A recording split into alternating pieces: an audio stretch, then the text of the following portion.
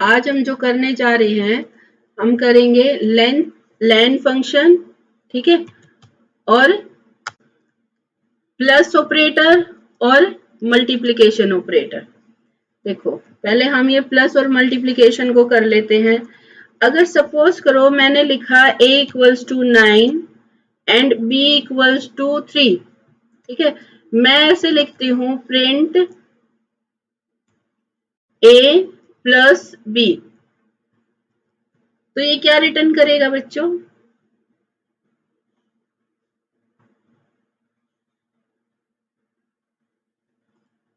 बोलो जल्दी।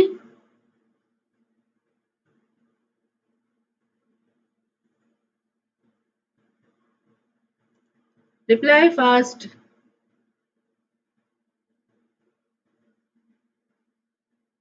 डिम्पी मैम क्या रिटर्न करेगा बच्चों? 12 12 में भी। चलो देखते हैं। मे भी नहीं बेटे, ये 12 ही रिटर्न करेगा, ठीक है। अगर सपोज करो मैं यहाँ पे इसको कोट्स में डाल देती हूँ, तो अब क्या रिटर्न करेगा ये?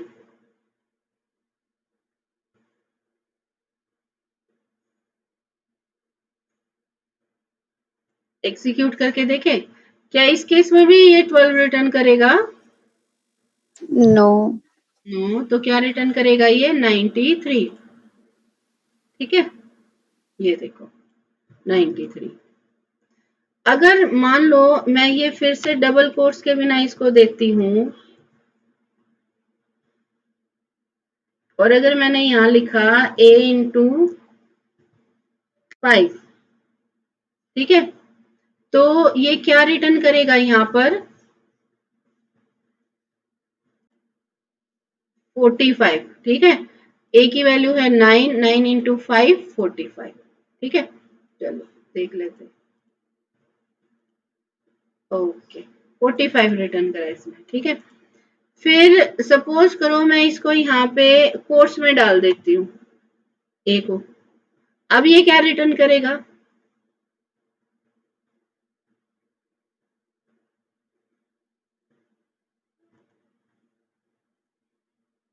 अब ये 45 नहीं रिटर्न करेगा, 5 टाइम 9 इसने रिटर्न किया।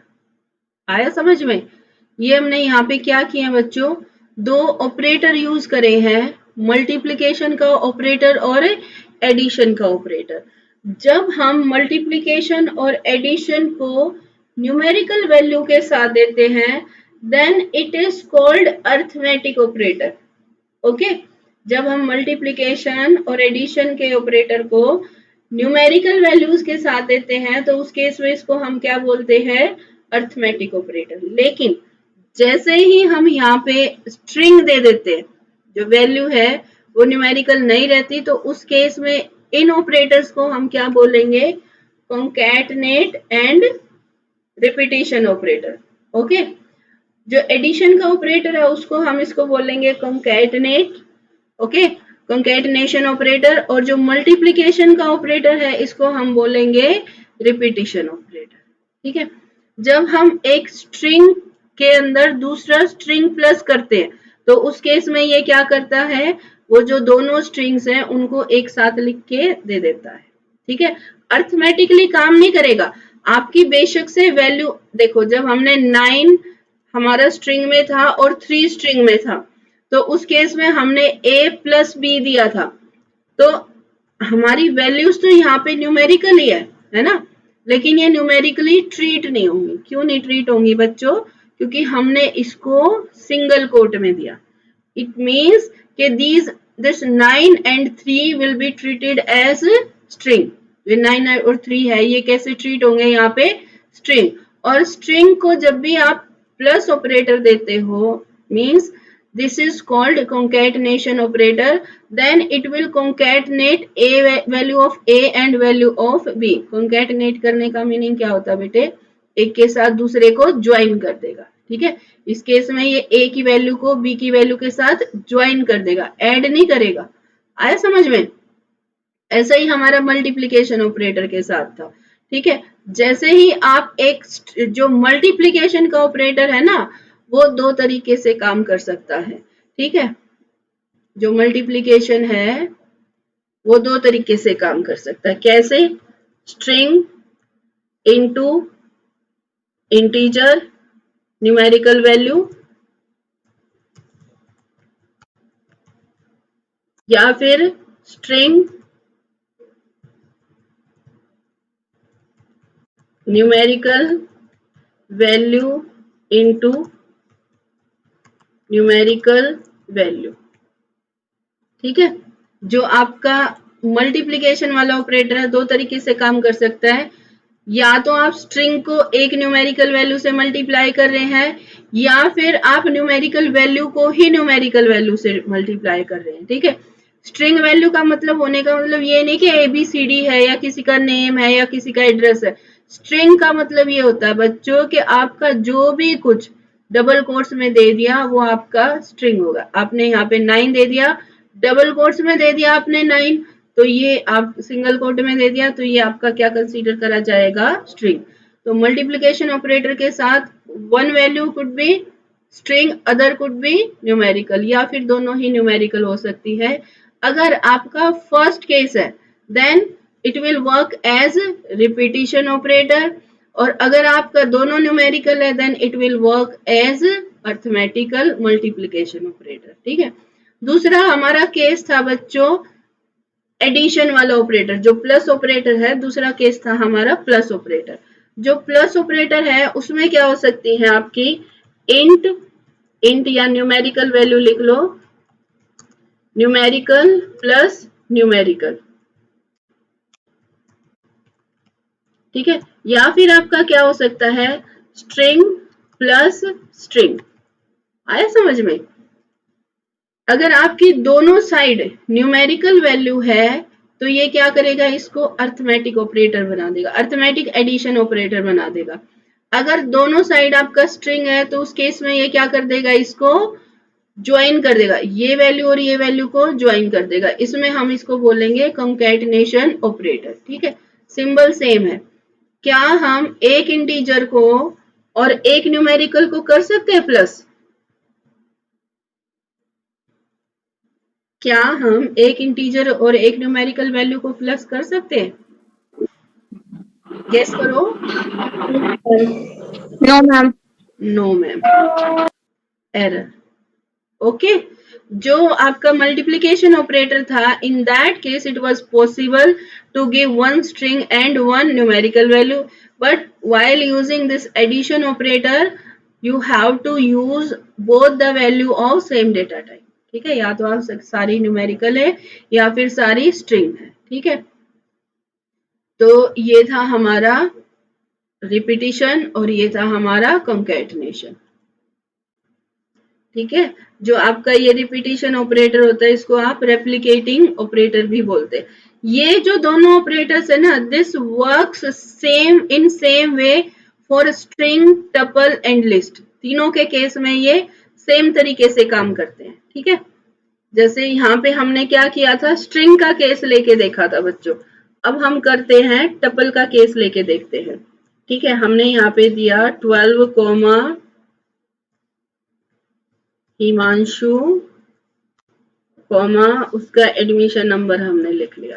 ठीक है, अब हम यहाँ पे करेंगे पहले आपका जो रेप्लिकेशन ऑपरेटर है मल्टीप्लिकेशन वाला वो यूज करके देखते हैं। रेप्लिकेशन ऑपरेटर में one value should be of A numerical type. हमने यहाँ पे इसको कर दिया 3 से रन। सी, इसने क्या किया, जो आपकी लिस्ट थी उसकी वैल्यू को कितनी बारी दिखा दिया? इसने 3 बारी दिखा दिया। ठीक है, 1 2 3।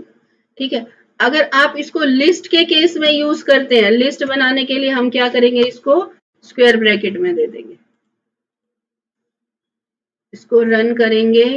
ओके, ये देखो लिस्ट के केस में भी सेम तरीके से इसने काम किया। 1 टाइम, 2 टाइम, 3 टाइम, 3 टाइम इसने इसकी वैल्यू को रेप्लिकेट कर दिया। ठीक है, अगर सपोज करो हम 2 लिस्ट ले लेते हैं, क्लास 12, स्टूडेंट नेम निधि और एडमिशन नंबर 11 ठीक है। अब हम यहाँ पे एडिशन ऑपरेटर यूज करते हैं, प्लस ऑपरेटर यूज करते हैं, a plus B, run module. Okay, हो गया एडिशन। एडिशन का मतलब क्या होता है बच्चों? ज्वाइनिंग कर देना, समझे? एडिशन का मीनिंग क्या होता है? ज्वाइन कर देना। इसने फर्स्ट लिस्ट की वैल्यू के साथ दूसरी लिस्ट की वैल्यू को ज्वाइन कर दिया। यहाँ पे तो इसने डायरेक्ट इसको डिस्प्ले कर दिया प्रिंट स्टेटमेंट से। अब चाहो तो ज्वाइन करके इसकी वैल्यू को किसी थर्ड लिस्ट में स्टोर भी कर सकते हो, अगर आपको फर्दर कहीं यूज करना है। ए प्लस बी, ठीक है। यहाँ पे हम इसको बोलेंगे ज्वाइनिंग ऑपरेटर। जो ये प्लस है, प्लस को हम क्या बोल देंगे बच्चों? ज्वाइनिंग ऑपरेटर, ठीक है। क्यों? क्योंकि ये दो लिस्ट की वैल्यूज को ज्वाइन कर रहा है। ओके, तो यहाँ पे जरा हम इसको डिस्प्ले करते हैं, रन। यहाँ सी की वैल्यू को डिस्प्ले करते हैं, वैल्यू ऑफ सी। ओके, तो इसने इन दोनों को क्या कर दिया? ज्वाइन करके सी के अंदर स्टोर कर दिया। ओके, और फिर हमने सी की वैल्यू को डिस्प्ले कर लिया, ठीक है। अच्छा, मैं अगर ये ऐसे दे दूं, स्मॉल ब्रैकेट्स में, पैरेंथेसिस में मैंने बी की वैल्यू दी, तो क्या ये प्रोग्राम चलेगा? No, ma'am. क्यों नहीं चलेगा बच्चों? क्या प्रॉब्लम आ सकती है आपके हिसाब से?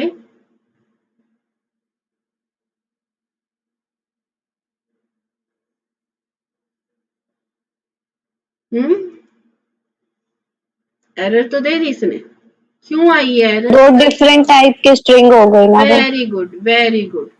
आपका जो आप प्लस ऑपरेटर के साथ जो भी कोई वैल्यू देते हो, तो इस केस में आपको ये ध्यान रखना है, both value should be of same data type, ठीक है।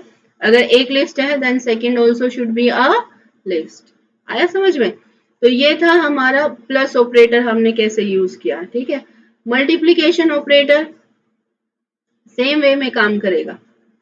हम यहाँ डिस्प्ले कर देते c इंटू 4, तो 4 time it will display value of c। c is a list. क्यों दे दिया इसने एरर? c इंटू मैम एक 4। टपल है और एक लिस्ट है। हाँ, क्योंकि हमने ये पुरानी एरर तो सॉल्व की नहीं थी, इसलिए इसने एरर दे दी। ओके, ठीक है। तो इसने क्या किया, c जो टपल थी उसको 4 टाइम डिस्प्ले कर दिया, ठीक है, रेप्लिकेट कर दिया। ओके, तो ये तो था हमारा प्लस और मल्टीप्लाई वाला ऑपरेटर कैसे यूज होता है इन डिफरेंट डेटा टाइप्स, ठीक है। अब हमारा था next len function. Len function is use to display length of given value, ठीक है। जैसे हम इसमें सिंपल करेंगे LEN, लेन ऑफ ए, तो ये क्या करेगा? ए की लेंथ डिस्प्ले कर देगा। यहाँ मैसेज और दे देते हैं, चल जाएगा क्या ये प्रोग्राम? एरर बताना क्या आएगा?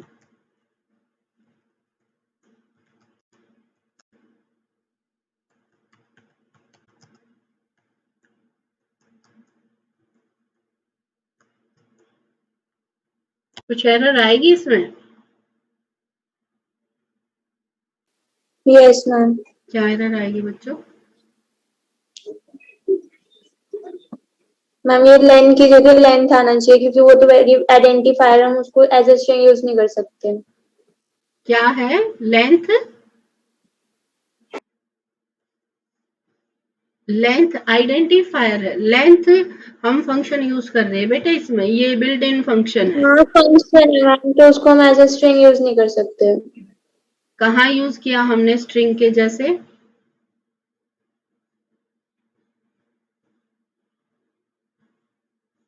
देखो, इस केस में क्या हुआ, जो हमारी प्रिंट स्टेटमेंट है ना, इसके दो पार्ट है। फर्स्ट पार्ट ये है, सेकंड पार्ट ये है, ठीक है। जब भी हम प्रिंट स्टेटमेंट देते हैं ना, तो जरूरी नहीं है आप उसमें डबल कोट्स में ही वैल्यू दो। आप उसमें बिना कोट्स के भी वैल्यू दे सकते हो, जैसे मैंने यहाँ दिया है लेन ऑफ ए। ये फंक्शन तो ठीक है, जो लेंथ फंक्शन होता है बच्चों, उसके लिए हम कीवर्ड यूज करते हैं लेन, ठीक है, पूरा वर्ड नहीं लिखते हैं, उसका शॉर्ट फॉर्म लिखते हैं। जब भी हमें प्रिंट स्टेटमेंट देनी होती है तो जरूरी नहीं कि सिर्फ डबल कोट्स में ही दे, उसके साथ साथ हम वैल्यू भी दे सकते, जैसे हमने यहाँ डबल कोट्स के साथ वैल्यू दोनों दी है। इसमें एरर क्या आएगी बच्चों, that 2 time I have opened the bracket then 2 time I have to close the bracket, ठीक है, मैंने यहाँ एक बार ये ब्रैकेट ओपन की, एक बार ये, then 2 time I have to close the bracket, run, okay, दे दिया। Length of variable A 3 length, क्योंकि इसके अंदर 3 एलिमेंट्स है ना, 12 हिमांशु और दिस 12 ओके, तो इसकी लेंथ इसने क्या दे दी, 3 दे दी, ओके। अच्छा, अगर मैं मान लो इसमें सिर्फ इसको ऐसे लिख दूं, ठीक है, then it will be executed, कुछ एरर आएगी क्या आप लोगों के हिसाब से? नो मैम, नहीं आएगी। ये क्या करेगा, जो भी इसकी लेंथ है उसको रिमूव ही कर दूं, ये सारा उसको डिस्प्ले कर देगा, रन, ओके, शो कर दी इसने लेंथ, ठीक है। अगर मैं इसको ऐसे दे देती हूँ, लेंथ ऑफ ए इज, क्या ये एग्जीक्यूट होगा, क्या डिस्प्ले करेगा इस केस में? ब्लैंक, ब्लैंक, स्क्रीन पे कुछ एरर इट विल शो, हाँ, एरर, एरर आएगा, चलो देख, नहीं मैम एरर नहीं आएगा, फिर क्या आएगा बेटे? ये जो आपने कोट्स के अंदर लिखा है ये एज इट इज प्रिंट होके आ जाएगा। वेरी गुड, जो कोर्स में लिखा हुआ है ऐसे इट इज डिस्प्ले हो जाएगा, ठीक है। देखो, जब भी हम प्रिंट स्टेटमेंट में इसको डबल कोट्स में कुछ भी देते हैं ना, ये कोई कॉमन सेंस नहीं लगाएगा, this will print that data as it is, okay. यहाँ पे इसने कोई कॉमन सेंस नहीं लगाया, इसने ये सारा का सारा ऐसे कैसा डिस्प्ले कर दिया, ठीक है। तो आप प्रिंट स्टेटमेंट के अंदर डबल कोट्स में वैल्यू दे सकते हो, बिना डबल कोट्स के भी वैल्यू दे सकते हो, लेन ऑफ ए, या फिर डबल कोट्स विद वैल्यू भी दे सकते हो, जैसे हमने इस वाले केस में किया था, ठीक है। ये वाली वैल्यू हमने किस में दी थी, इसको डबल कोट्स में दी थी, और ये वाली वैल्यू हमने किसकी दी थी, इसकी इंटीजर कोमा करके, ठीक है। तो आप कोमा करके वेरिएबल की वैल्यू और डबल कोट्स को भी कंबाइन कर सकते हो, ठीक है। अच्छा, एक एग्जांपल और कर लेते हैं, अगर सपोज करो, अब आप लोगों को मुझे रिप्लाई करना, ठीक है। मैंने ये स्टोर कर लिया, इसकी लेंथ कितनी आएगी बच्चों?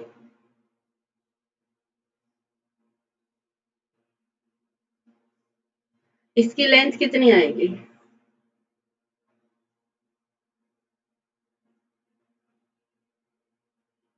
बताओ, 3 स्टूडेंट्स आर देयर, तो मुझे 3 आंसर बहुत चाहिए। 8, 8, 8 8, और कोई 1 भी बोल दो, क्योंकि वैल्यू इसकी 1 है, आया समझ में? अच्छा, अगर मैं ये ब्रैकेट्स हटा देती हूँ, तो अब बताओ, अब क्या आएगी, इसकी जो लेन है वो कितनी आएगी?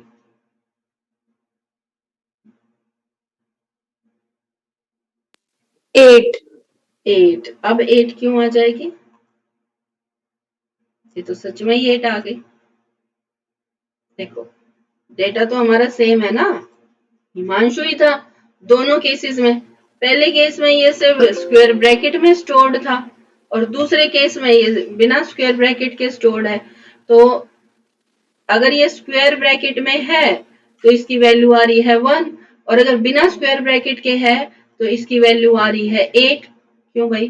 देखो, जो हमारा फर्स्ट वाला केस था, फर्स्ट वाले केस में ये जो हिमांशु स्टोर्ड था, ये कहाँ पे स्टोर्ड था? एक लिस्ट में, ठीक है, हिमांशु शू, ठीक है, ये देखो, तो ये एक ही वैल्यू है लिस्ट में, तो इसकी इंडेक्सिंग कैसे स्टार्ट होगी, यहाँ पे इसको 0 इंडेक्स नंबर मिल गया, ठीक है।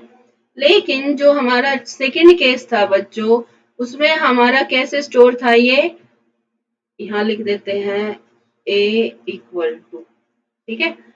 तो दूसरा केस था, उसमें लिखा हुआ था हमने a इक्वल टू हिमांशु, ये किसमें था हमारा, सिर्फ डबल कोट्स में। देखो ये जैसे ही डबल कोट्स में था, तो इसका मतलब ये क्या हो गया, एक एरे डिक्लेयर हो गया। हमने किया था ना स्ट्रिंग, जो स्ट्रिंग डेटा टाइप उसमें ये क्या करता है बच्चों, एरे डिक्लेयर कर लेता है। तो यहाँ पे कैसे स्टोर हुआ ये, यहाँ पे 8 बाइट का स्पेस इसको असाइन हुआ, ठीक है। उसके अंदर इसको मिल गया HIMANSHU,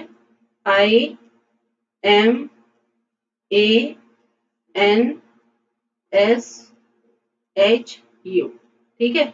ये इसको अलग अलग इंडेक्स नंबर पे इसने स्टोर किया। ये आप लोगों को सबसे मेन ध्यान देना बेटे, जो इंडेक्स नंबर आप बताते हो ना, वो कैसे इसको मिलते हैं, ठीक है। यहाँ पे इसको क्या किया इसने, अलग अलग इंडेक्स नंबर पे स्टोर किया, 2 3 4 5 6 7, ठीक है। ये इसने अलग अलग इंडेक्स नंबर पे स्टोर किया है।